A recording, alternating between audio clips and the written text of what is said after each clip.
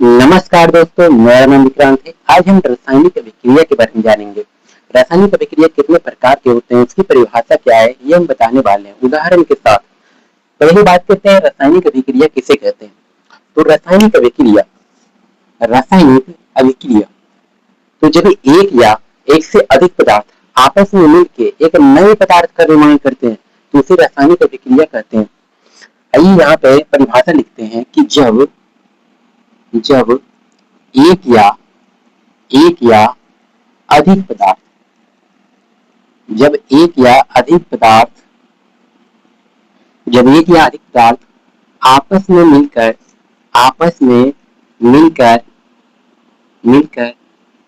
एक नए पदार्थ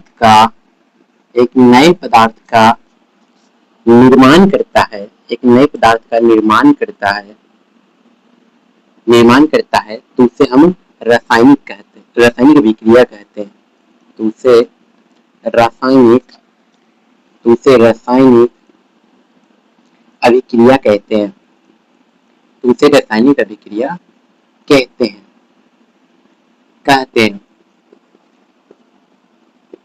जैसे में क्या हो जाएगा, जैसे में देखिए H+Cl2, ये क्या है, H क्या मतलब क्या होता है, हाइड्रोजन, Cl2 यानी क्लोराइड। जब हाइड्रोजन और क्लोराइड जब मिलता है तो क्या बनता है, HCl बनता है। तब HCl बनता है, HCl। तो यहाँ पे देखिए, जब एक या अधिक पदार्थ, एक पदार्थ ये हो गया, एक पदार्थ ये, एक से अधिक है। जब एक या अधिक पदार्थ आपस में मिलकर, यहाँ देखिए प्लस का निशान है, यानी आपस में मिलकर एक नए पदार्थ का निर्माण करता है। एक देखिए यहाँ पे नए पदार्थ का निर्माण कर रहा है, उसे क्या कहते हैं, रासायनिक अभिक्रिया कहते हैं। ठीक है, अब इसके प्रकार की बात करते हैं।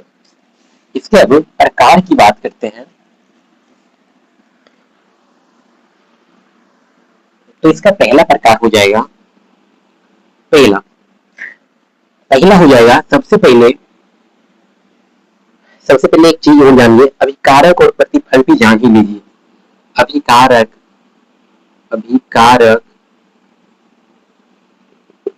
किसे कहते हैं और प्रतिफल किसे कहते हैं। अभिकारक और प्रतिफल किसे कहते हैं।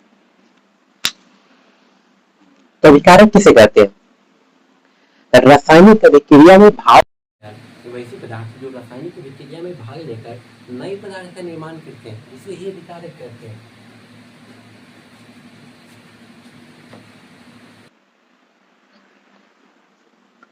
अभिकारक किसे कहते हैं, तो वैसे पदार्थ जो रासायनिक अभिक्रिया में भाग लेकर नए पदार्थ का निर्माण करते हैं, उसे ही अभिकारक कहते हैं।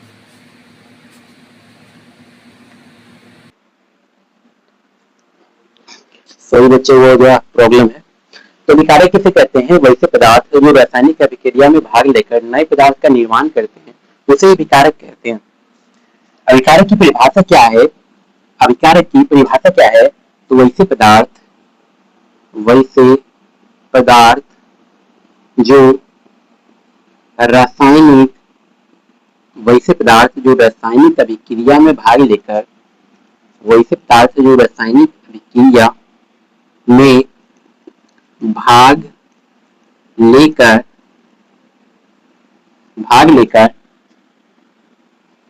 से लिख रहे हैं, भाग लेकर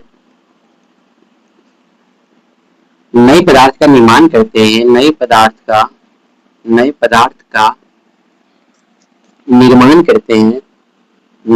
करते हैं, उसे हम अभिकारक कहते हैं।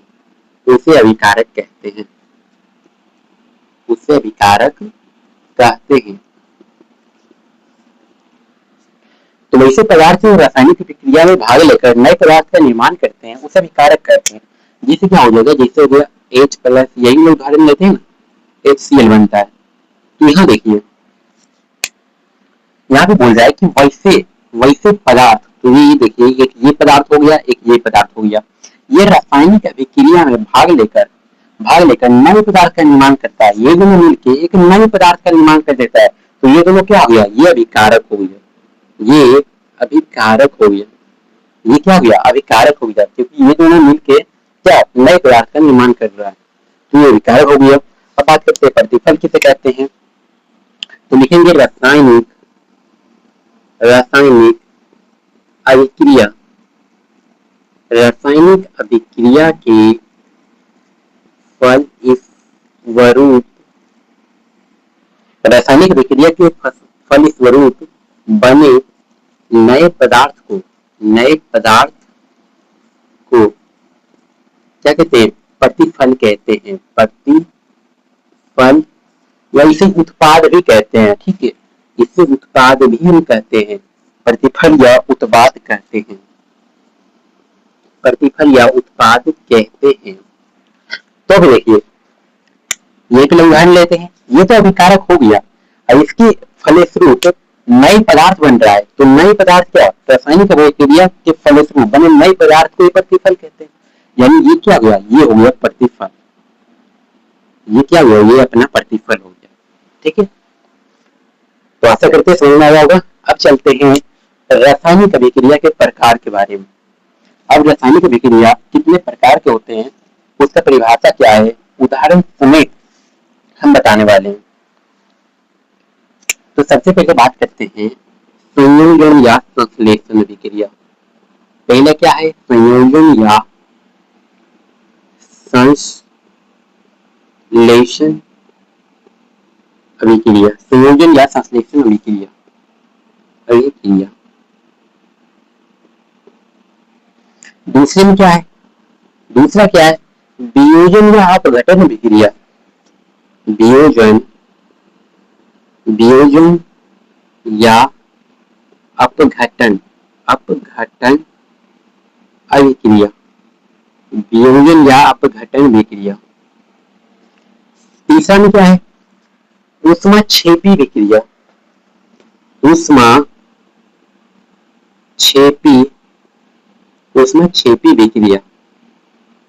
अभिक्रिया।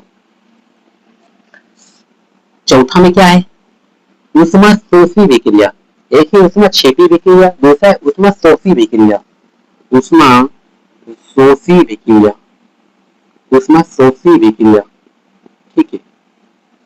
उसके पांचवा नंबर में क्या है, वैद्युत अपघटन अभिक्रिया, वैद्युत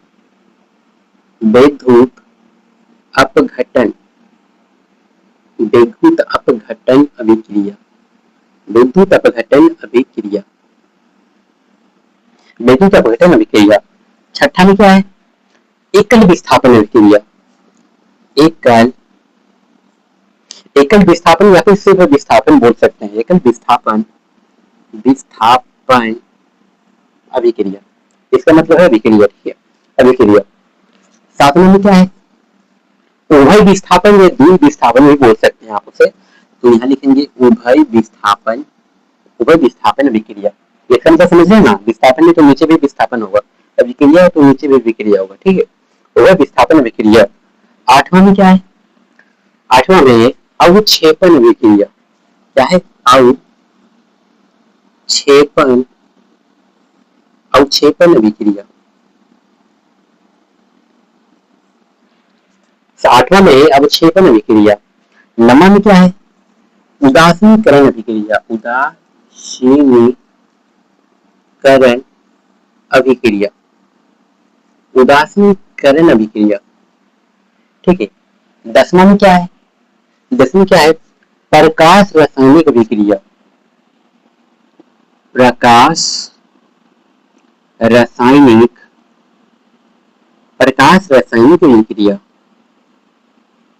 अभिक्रिया।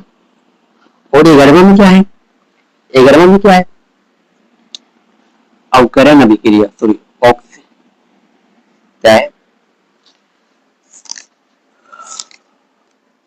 हाँ, ऑक्सीकरण अपकरण अभिक्रिया, ठीक है, ऑक्सीकरण और अवकरण अभिक्रिया। चलिए, तो 11 रासायनिक अभिक्रिया का 11 प्रकार है, और पहला है संयोजन या संश्लेषण अभिक्रिया, दूसरा है वियोजन या अपघटन अभिक्रिया, तीसरा है ऊष्माक्षेपी अभिक्रिया, चौथा है उष्मा शोषी अभिक्रिया, पांचवा है विद्युत अवघटन अभिक्रिया, छठा है एकल विस्थापन अभिक्रिया, सातवां है उभय विस्थापन या फिर द्वि विस्थापन अभिक्रिया, आठवां है अवक्षेपण अभिक्रिया, नौवां है उदासीकरण अभिक्रिया, दसवां है प्रकाश रासायनिक अभिक्रिया और 11वां है ऑक्सीकरण अवकरण अभिक्रिया। अब इसका परिभाषा क्या है वह हम बताएंगे, इसको यूज कर लेते हैं।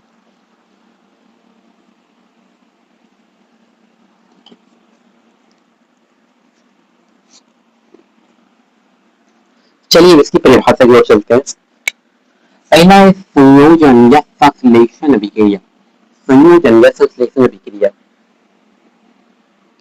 तो देखिए वैसी जब दो या दो से अधिक पदार्थ आपस में संयोग करके एक या अधिक पदार्थ का निर्माण करता है जिसका गुण मूल पदार्थ के गुण से बिल्कुल भिन्न होता है, उसे संयोजन या संश्लेषण अभिक्रिया कहते हैं। परिभाषा इसका यही है कि जब दो या दो से अधिक पदार्थ आपस में संयोग कर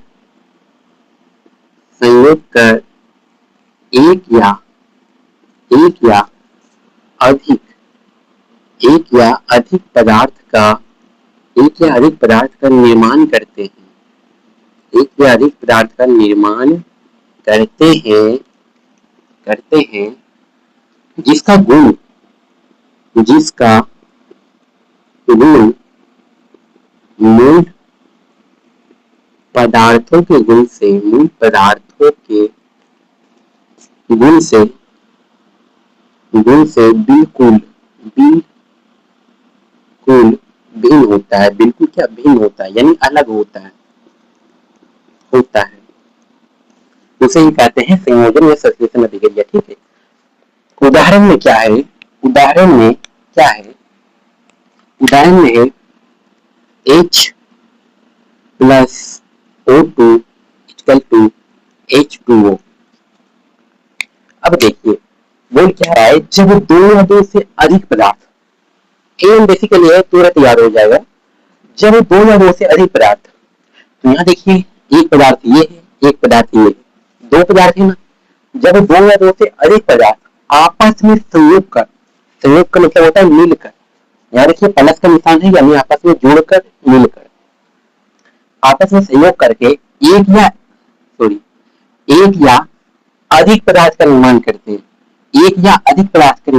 हैं, तो देखिए एक पदार्थ का निर्माण कर रहा है कि नहीं, एक पदार्थ का निर्माण कर रहा है, एक या अधिक पदार्थ का निर्माण करते हैं इसका गुण मूल पदार्थ के गुण से, यानी कि पहले वाले पदार्थ के गुण से बिल्कुल क्या भिन्न होता है, यानी बिल्कुल अलग होता है। यहाँ देखिए हाइड्रोजन है, ये एक गैस है, ऑक्सीजन है, ये भी एक गैस है, और ये दोनों मिलके H2O जल बना दिया, यानी पानी बना गया, द्रव लिया बना, तो गैस से द्रव बन गया। तो इसका जो गुण है ये इसके से गुण से बिल्कुल क्या अलग है कि नहीं। ये गैस से बना के यहाँ द्रव बना दिया, पानी बना दिया गैस से, तो इसका गुण तो अलग होगा इससे। वही बोल रहा है कि जब दो या दो से अधिक पदार्थ आपस में संयोग कर एक या अधिक पदार्थ का निर्माण करते हैं जिसका गुण मूल पदार्थ के गुण से क्या बिल्कुल भिन्न होता है। बोलो याद हुआ, याद हो जाना चाहिए। अब चलते हैं अगले प्रकार की ओर, अगले सूत्र की ओर। दूसरे में क्या था, दूसरा में था वियोजन या अपघटन अभिक्रिया। वियोजन या अपघटन अभिक्रिया।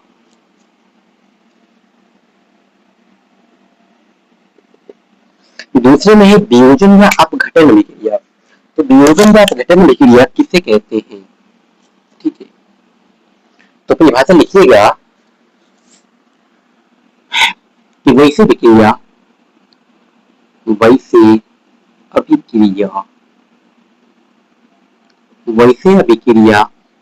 जिसमें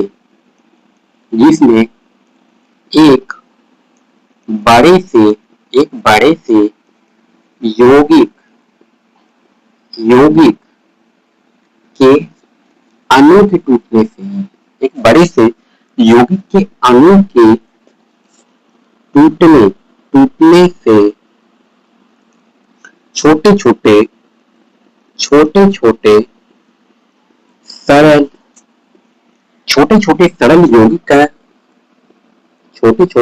यौगिक का निर्माण होता है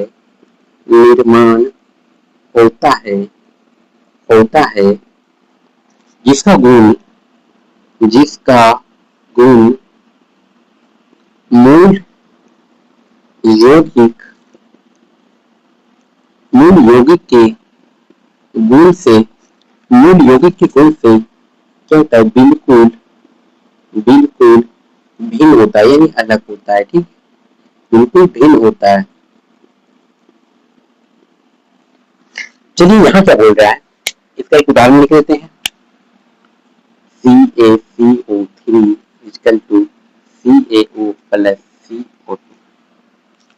चलिए यहाँ क्या बोल रहा है कि वैसे अभिक्रिया, देखिए कोई भी परिभाषा को याद करिएगा तो एक चीज कॉमन होता है, शुरुआती में कई बच्चा शुरुआती का अक्षर ही भूल जाता है, तो शुरुआती में याद रखिएगा वैसे अभिक्रिया तो याद रहेगा पूरा। ठीक है, वैसे अभिक्रिया जिसमें एक बड़े से यौगिक के अणु के टूटने से यौगिक किसे कहते हैं।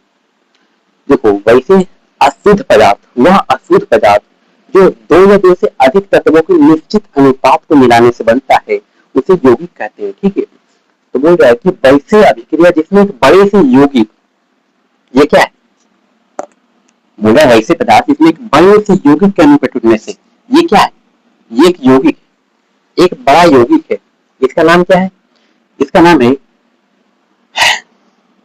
देखिए ये एक चूना है, इसका नाम चूना होता है।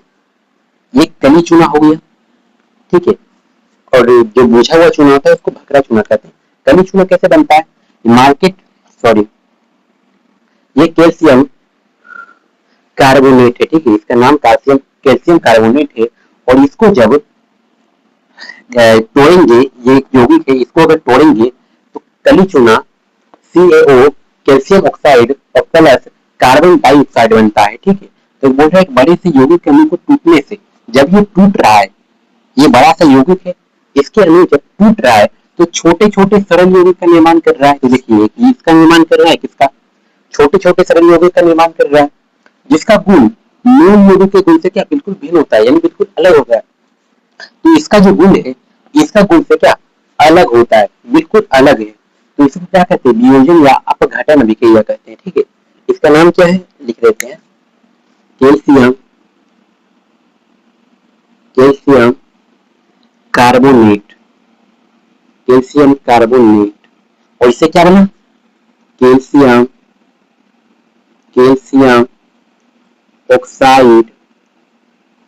ऑक्साइड, और तथा क्या बना, कार्बन डाइऑक्साइड।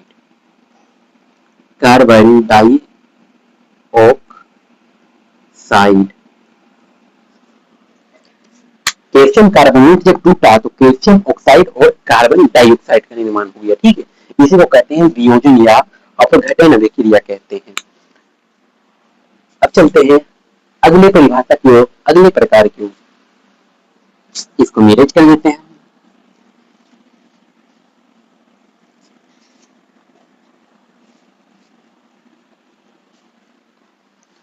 चलिए अगला है 3 नंबर में उष्मा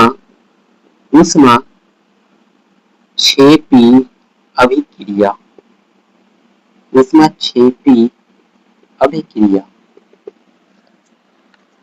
अगला है उष्मा 6p विक्रिया।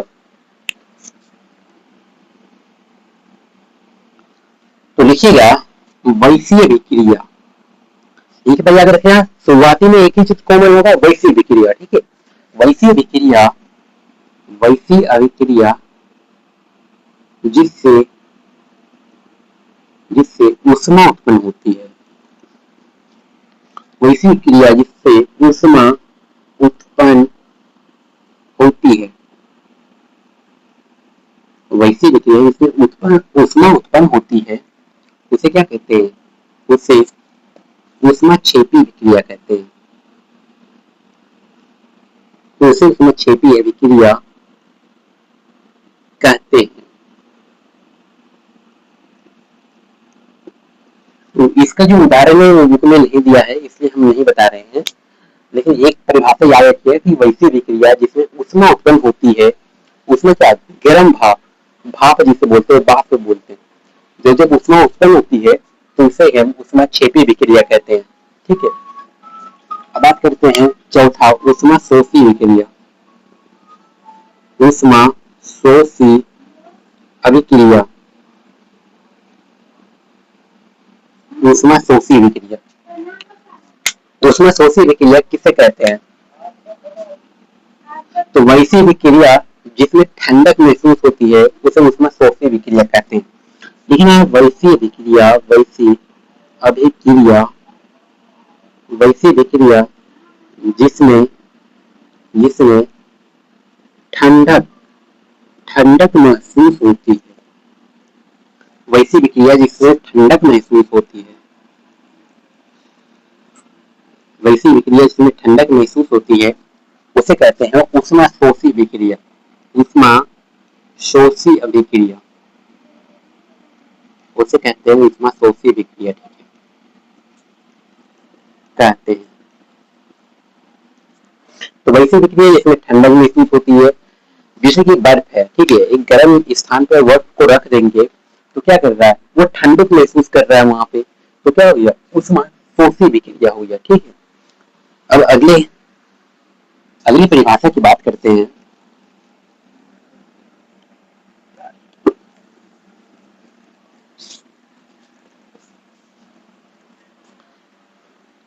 अब चलते हैं बेखुद अपघटन विक्रिया, वैद्युत अपघटन विक्रिया।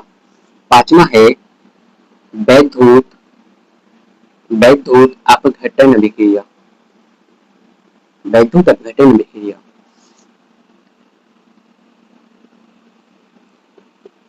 तो वैद्युत अभिक्रिया किसे कहते हैं? ठीक है।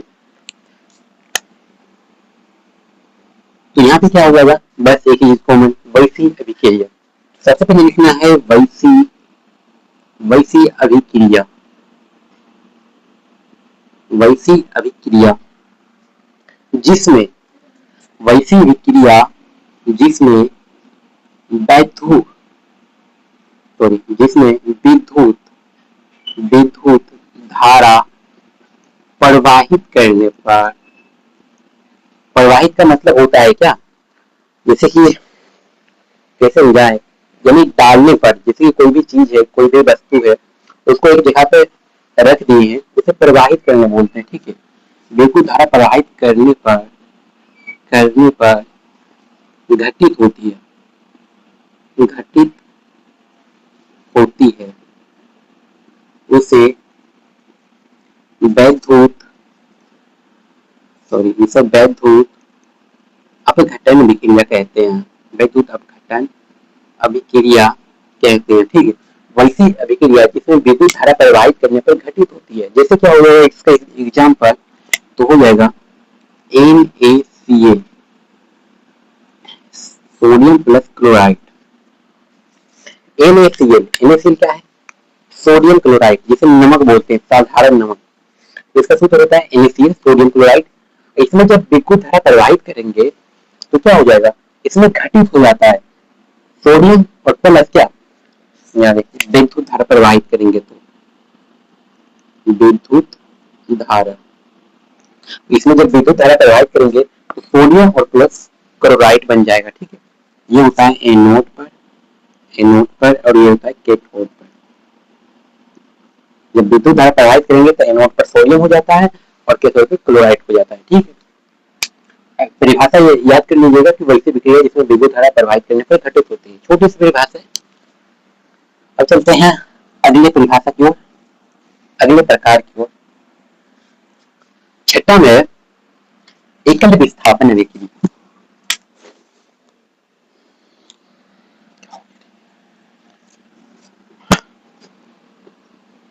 छठा में एकल विस्थापन विक्रिया, एकल विस्थापन, एकल विस्थापन विक्रिया।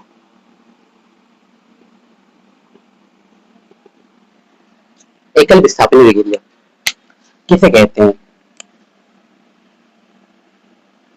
तो वैसी विक्रिया जिसमें किसी परमाणु या परमाणु की संख्या को किसी दूसरे परमाणु द्वारा विस्थापित किया जाता है उसे ही एकल विस्थापन विक्रिया कहते हैं। यहाँ लिखेंगे वैसी अभिक्रिया, वैसी अभिक्रिया, वैसी अभिक्रिया जिसमें जिसमें किसी परमाणु किसी परमाणु किसी परमाणु किसी परमाणु या परमाणु के समूह को किसी दूसरे किसी दूसरे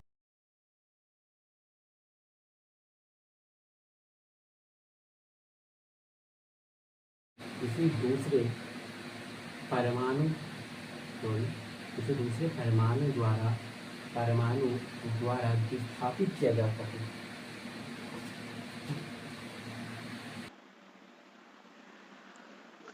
एकल विस्थापन विक्रिया जो होगा वैसी विक्रिया जिसमें किसी परमाणु या परमाणु के समूह को किसी दूसरे परमाणु द्वारा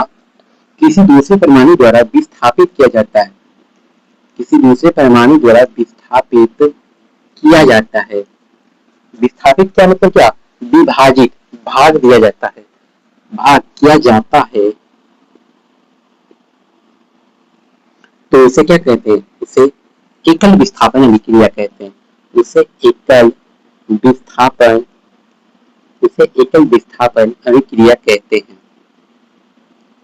इसे एकल विस्थापन अभिक्रिया कहते हैं।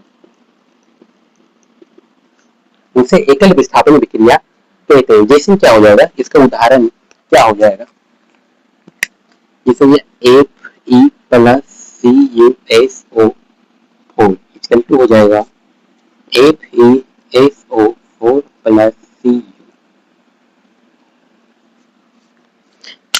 यहाँ पे अब देखिए वैसी विक्रिया जिसमें किसी परमाणु या परमाणुओं को समूह, तो यहाँ देखिए वैसी विक्रिया जिसमें किसी परमाणु है, एक ये परमाणु है, एक ये परमाणु है, इसका लिख देते हैं। यहाँ पे देखिए ये परमाणु है, एक ये परमाणु है।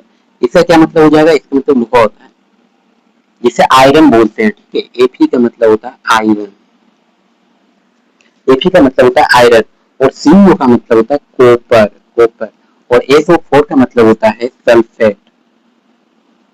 इसका हिंदी होता है सल्फेट।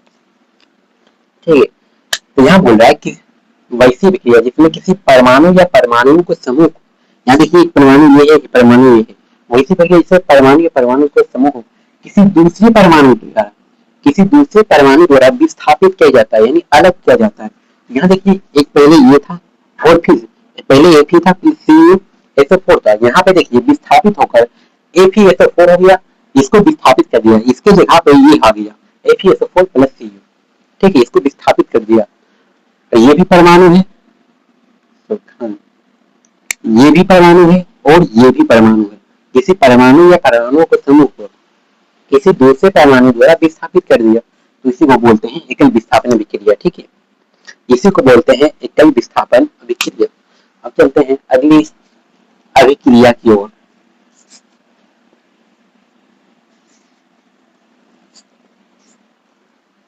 अगला है 7वां नंबर में उभय विस्थापन विक्रिया, जिसे हम द्वि विस्थापन भी बोलते हैं। द्वि बोलिए या उभय बोलिए। उभय विस्थापन अभिक्रिया, उभय विस्थापन विक्रिया किसे कहते हैं? तो इसका परिभाषा हो जाएगा वैसी विक्रिया, वैसी अभिक्रिया, वैसी विक्रिया जिसमें दो यौगिक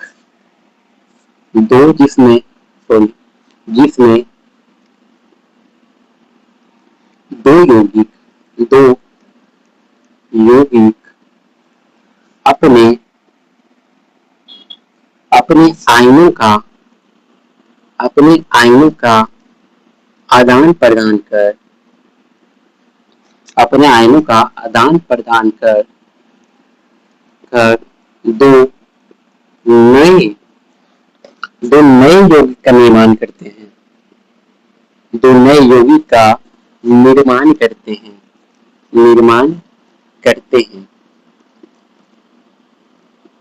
उसे बोलते हैं द्वितीय विस्थापन अभिक्रिया। तो वैसे अभिक्रिया जिसमें दो यौगिक, इसका एक उदाहरण लिखते हैं।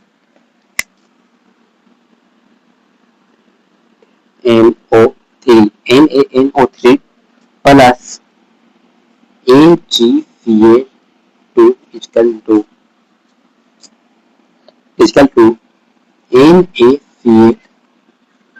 NaCl और प्लस हो जाएगा वेरी मिस्टेक।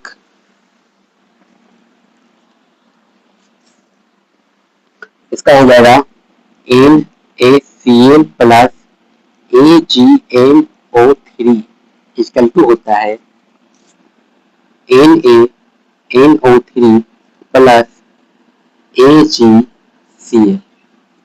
ठीक है, ये अच्छे बनता है। हाँ, तो यहाँ बोल रहा है कि वैसी विक्रिया जिसमें दो यौगिक, एक देखिए ये यौगिक हो गया, एक ये यौगिक, दो यौगिक है जिसमें दो यौगिक अपने आयनों का आदान प्रदान कर। इसका आयन कौन है? इसका आयन ये है और इसका आयन ये है। दो यौगिक अपने आयनों का आदान प्रदान कर दो नए यौगिक का निर्माण करते हैं। बोल रहे दो यौगिक अपने आयनों का आदान प्रदान कर दो नए यौगिक का निर्माण करते हैं। तो दो यौगिक है ये अपने आयनों का आदान प्रदान कर दो नए यौगिक का निर्माण कर रहा है। पहले था NaCl, अब हो गया NaNO3, ये अपना आयन इसे दे दिया। ये था AgNO3, ये हो गया AgCl, जो कि अक्षेप बन रहा है। ठीक है, ये अक्षेप, इसका मतलब होता है कि अक्षेप बन रहा है, तो अब बन गया AgCl। ठीक है, जब भी देखिएगा इस तरह एरो रहे यानी अक्षेप बन रहा है, और इस तरह का एरो रहे यानी ये भाप बन के उड़ रहा है, गैस बन के उड़ रहा है। ठीक है, यह बोल रहा है कि वैसी विक्रिया इसमें दो यौगिक अपने आयनों का आदान प्रदान कर दो नए यौगिक का निर्माण कर रहा है, उसे ही द्वि विस्थापन अभिक्रिया या उभय विस्थापन अभिक्रिया कहते हैं। जैसे कि ये एक उदाहरण है, ये लिख लीजिएगा। ठीक है, अब चलते हैं अगले अभिक्रिया की ओर। अगली विक्रिया है, अगली अभिक्रिया है अवक्षेपण विक्रिया। 8 नंबर में है अवक्षेपण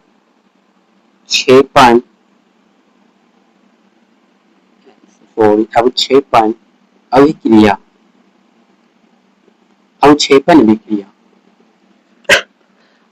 विक्रिया किसे कहते हैं? तो यहां लिखिएगा वैसी अभिक्रिया वैसी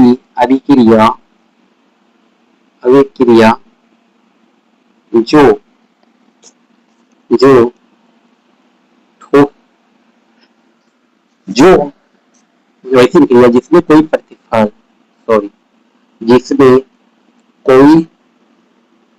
वैसी विक्रिया जिसमें कोई प्रतिफल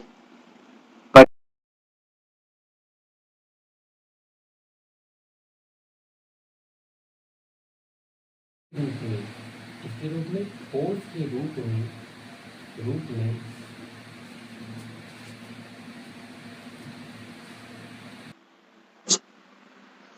हाँ, अवक्षेपण विक्रिया वैसी विक्रिया जिसमें कोई प्रतिफल किसे कहते हैं? रासायनिक अभिक्रिया के फलस्वरूप बने नए पदार्थ को प्रतिफल कहते हैं। ठोस के रूप में क्या विलयन से अलग हो रहा है? विलयन से अलग होता है तो उसे कहते हैं अवक्षेपण विक्रिया।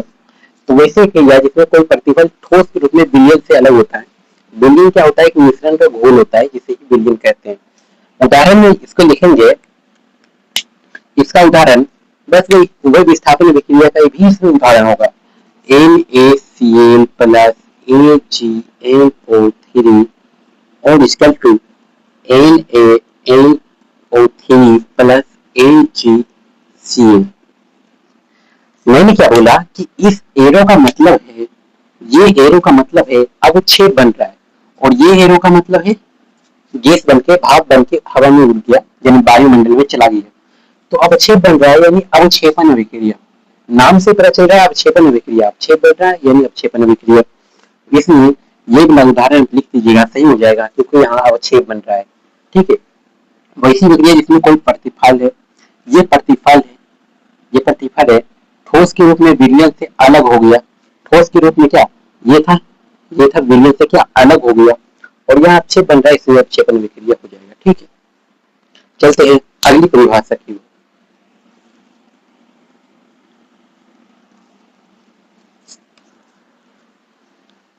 अगला परिभाषा है उदासीनीकरण अभिक्रिया। ठीक, नंबर में है उदासीनीकरण अभिक्रिया। उदासीनीकरण अभिक्रिया, उदासीनीकरण अभिक्रिया, तो यहाँ लिखेंगे वैसी अभिक्रिया। बस एक ही चीज कॉमन, वैसी अभिक्रिया जिसमें, बस ये चीज कॉमन होनी चाहिए, वैसी अभिक्रिया, अभिक्रिया जिसमें, जिसमें कोई, जिसमें कोई अम्ल, जिसमें कोई अम्ल किसी, जिसमें कोई अम्ल किसी भस्म के साथ, जिसमें कोई अम्ल किसी भस्म, किसी भस्म के साथ, के साथ अभिक्रिया करके, अभिक्रिया करके, अभिक्रिया करके लवण और जल बनाता है, लवण और जल बनाता है, बनाता है, उसे, उसे क्या कहते हैं, उसे उदासीनीकरण अभिक्रिया कहते हैं।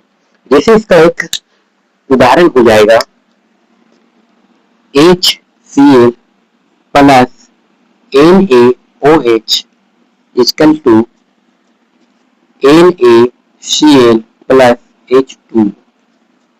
यहाँ क्या बोल रहा है कि वैसी विक्रिया जिसमें किसी अम्ल, वैसी विक्रिया जिसमें किसी अम्ल, तो अम्ल का क्या निशानी होता है, जहां पे आपको H दिख रहा है, सिर्फ H दिख रहा है, यानी वो अम्ल हो जाएगा।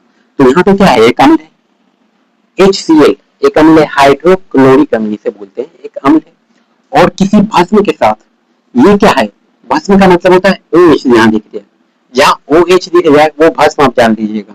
तो जिसमें कोई भस्म अम्ल के साथ अभिक्रिया करके, तो ये अम्ल है, ये अम्ल है, और ये भस्म है, ये भस्म है।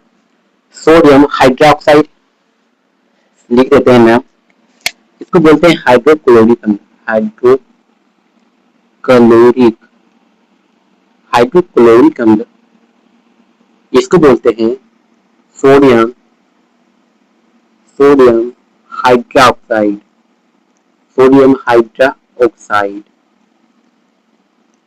इसको बोलते हैं हाइड्रोक्लोरिक अम्ल, इसको बोलते हैं सोडियम हाइड्रोक्साइड। ये अम्ल है, ये भस्म है। कोई अम्ल किसी भस्म के साथ क्या करता है, अभिक्रिया करके लवण और जल बना रहा है। क्या बना रहा है, लवण और जल। ये देखिए NaCl एक लवण है और H2O एक भस्म है, ये है लवण, नमक जिसे बोलते हैं, नमक लवण है और ये जल है। H2O पानी, जल है, इसका नाम है सोडियम क्लोराइड, इसका नाम है सोडियम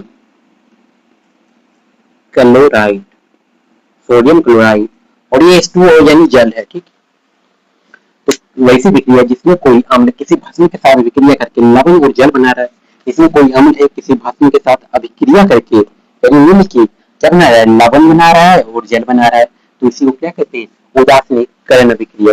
ठीक है, समझ में आ गया। अब दो दो अभिक्रिया और बचे हैं, उसको भी खत्म कर ही देते हैं। आगे है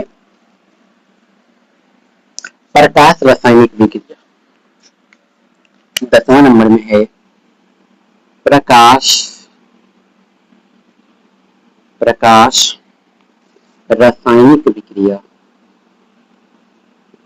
प्रकाश रासायनिक अभिक्रिया।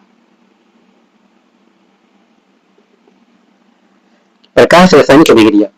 आज तक हम देखते आ रहे थे उभय विस्थापन अभिक्रिया, सिर्फ अभिक्रिया आ रहा था, रासायनिक अभिक्रिया नहीं आ रहा था, लेकिन इसमें दिया है प्रकाश रासायनिक अभिक्रिया। तो यहाँ पे क्या लिखेंगे, यहाँ पे लिखेंगे हम कि वैसी अभिक्रिया लिखते थे, यहाँ लिखेंगे वैसी रासायनिक अभिक्रिया, वैसी रासायनिक अभिक्रिया,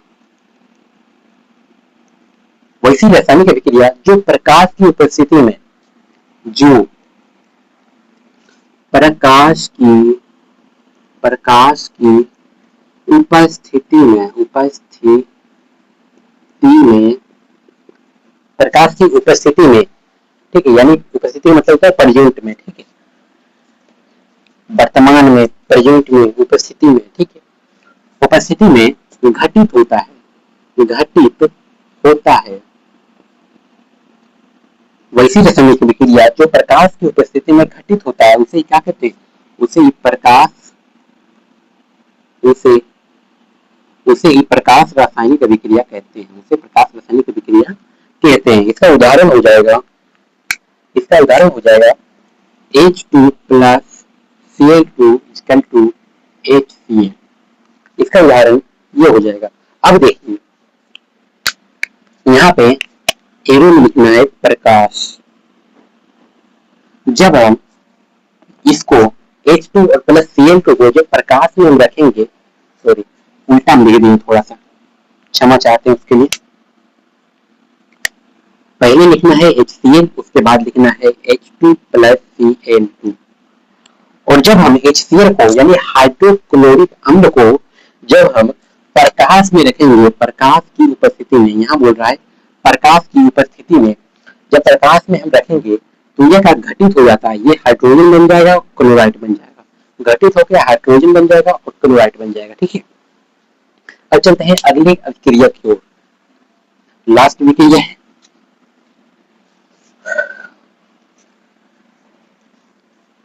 अगली अभिक्रिया है 11वें नंबर में ऑक्सीकरण और अवकरण अभिक्रिया।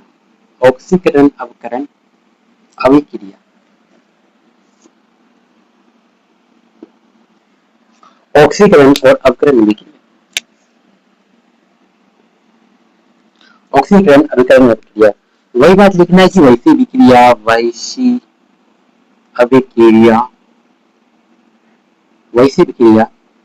जो सदैव का मतलब क्या होता है, हमेशा, सदैव का मतलब होता है हमेशा साथ होता है, हमेशा क्या साथ होता है, हमेशा साथ होता है, उसे हम बोलते हैं ऑक्सीकरण अवकरण अभिक्रिया। और इसे नाम से और जानते हैं जिसे हम बोलते हैं रिडॉक्स अभिक्रिया, इसी को बोलते हैं हम रिडॉक्स अभिक्रिया, ठीक है। वैसी अभिक्रिया जो सदैव साथ होती है उसे ऑक्सीकरण या अवकरण अभिक्रिया कहते हैं, और इसी का एक नाम है रिडॉक्स अभिक्रिया, ठीक है। तो ये पूरा 11 रासायनिक अभिक्रिया का जो प्रकार था वो हम बता दिए हैं। आशा करते हैं ये वीडियो अच्छा लगा हो आप लोगों को। मिलते हैं नेक्स्ट वीडियो में, तब तक के लिए बाय बाय।